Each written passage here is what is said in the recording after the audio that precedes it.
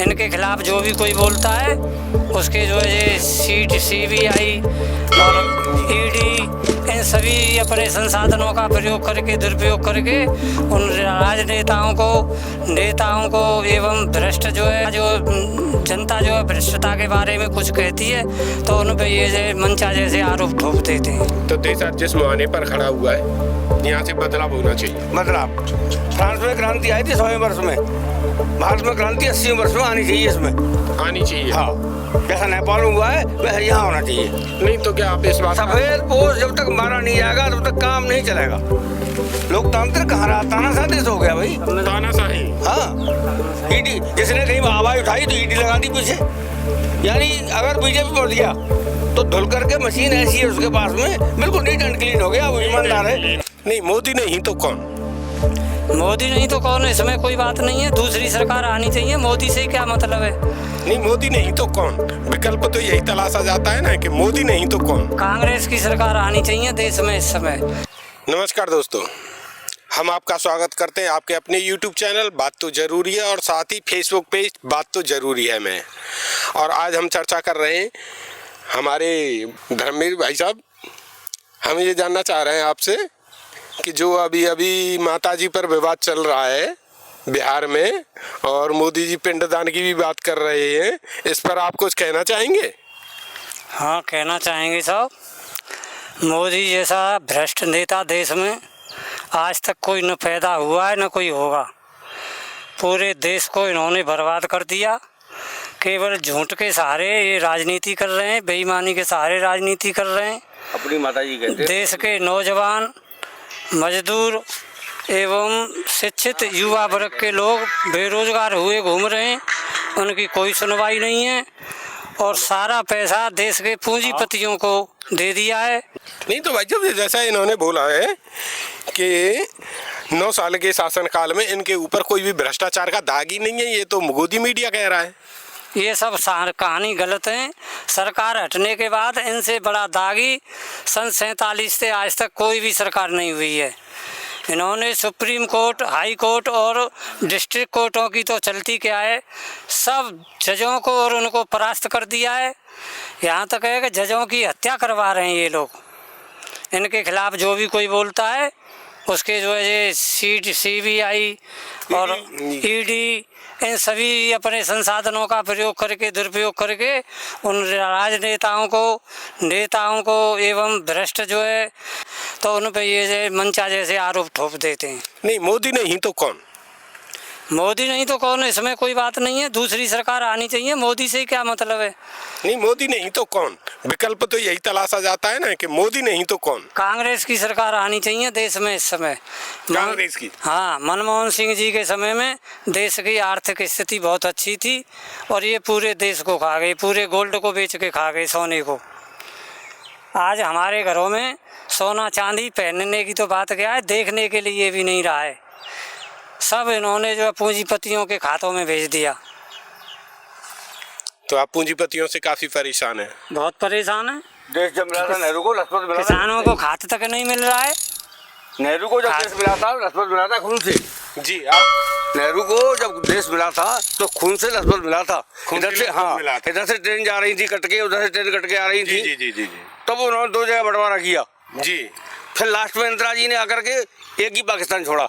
एक ही पाकिस्तान की अमेरिका की एक नहीं सुनी थी। यहाँ इन्होंने अमेरिका की बात मान करके चुप बैठ गए। जैसे बच्चे उठा देते कि चुप हो जा, चुप हो गए। नरेंद्र। हाँ, इनका मीडिया कह रहा है लाहौर में घुस गए, अंदर पाकिस्तान घुस गए, पाकिस्तान कवर कर लिया और कुछ नहीं था, वहाँ के भी घर बैठे हुए थे। नहीं, गोदी मीडिया ने तो बहुत ज्यादा भद्द पिटवाई। हाँ। इंटरनेशनल भद्द पिटवाली। हाँ। इन्होंने अपनी सब कुछ किया है इन्होंने आज तक सब कुछ किया है जो नहीं कर सकते हैं। हत्या हो, चाहे पैसे की दावेदारी हो, चाहे कोई और अन्य बातें हो, सब कुछ किया है इन्होंने जो नहीं कर सकते थे। वो ये भी गोरे अंग्रेज नहीं, काले अंग्रेज हैं। चीन ने भारत की तमाम जमीन घेर ली। तो इससे छुटकारे का क्या इलाज है? जो सरकार चला गई है पहले 65 साल 60 साल, वही आनी चाहिए। हाँ, आपकी नजर में वही आनी चाहिए। वही करेगी जो उसने किया है आज तक भला, उसी ने भला किया। हाँ, सारी इकाइयाँ बेच खा गई है उसकी लगी हुई। 33 इकाइयाँ लगाई नेहरू ने। जी जी जी जी नेहरू और मनमोहन तक 33 इकाई लगाएगी। जी जी जी जी इन्होंने तकरीबन इकाई सही बेच दी गई। सारी व्यक्ति। हाँ, लेकिन टाटा का नाम नहीं रहा, जो टाटा का सहयोग रहा है, हमेशा आज़ादी में रहा था उसका। जी जी जी जी इनका टाटा कोई नाम नहीं रहा। इनके तो अडानी अंबानी हो गए, कहाँ से आ गए ये? कल तक नाम नहीं था। तो देश आज जिस मुहाने पर खड़ा हुआ है, यहाँ से बदलाव होना चाहिए। बदलाव, फ्रांस में क्रांति आई थी 100वें वर्ष में, भारत में क्रांति 80वें वर्ष में आनी चाहिए। इसमें आनी चाहिए। हाँ, जैसा नेपाल में हुआ है वैसा यहाँ होना चाहिए। नहीं तो क्या आप इस बात सफेद पोष जब तक मारा नहीं जाएगा तब तक काम नहीं चलेगा। नहीं तो क्या आप इस बात का समर्थन करते हैं? हाँ, क्रांति तैयार है। नेपाल वाली का समर्थन हाँ, करते हैं कि जैसा नेपाल में हुआ हाँ, वैसा होना चाहिए। होना चाहिए। नहीं, हाँ, ये हमारा लोकतांत्रिक देश है और मैं तो इस बात का समर्थन नहीं करूँगा। हाँ, लोकतांत्रिक कहाँ रहा? तानाशाह देश हो गया भाई। तानाशाही। हाँ, ईडी, जिसने कहीं आवाज उठाई तो ईडी लगा दी पीछे। यानी अगर बीजेपी पहुंच गया तो धुल करके मशीन ऐसी है उसके पास में, बिल्कुल नीट एंड क्लीन हो गया। वो ईमानदार है, क्लीन हो गया, ईमानदार है। बात कही। एक भ्रष्ट आदमी अगर बीजेपी में चला गया तो साफ हो गया था धुल करके कि ये ईमानदार आदमी है। नहीं, भाजपा वाले तो बहुत ज्यादा आरोप भी लगाते, परिवारवाद। इनमें कैसे नहीं है? आप बताएं। अमित शाह का बेटा है, वो कितना पढ़ा लिखा है, कितना क्रिकेट खेली है उसने, क्या बात। युवा संभाल रहा है उसको, बोर्ड को।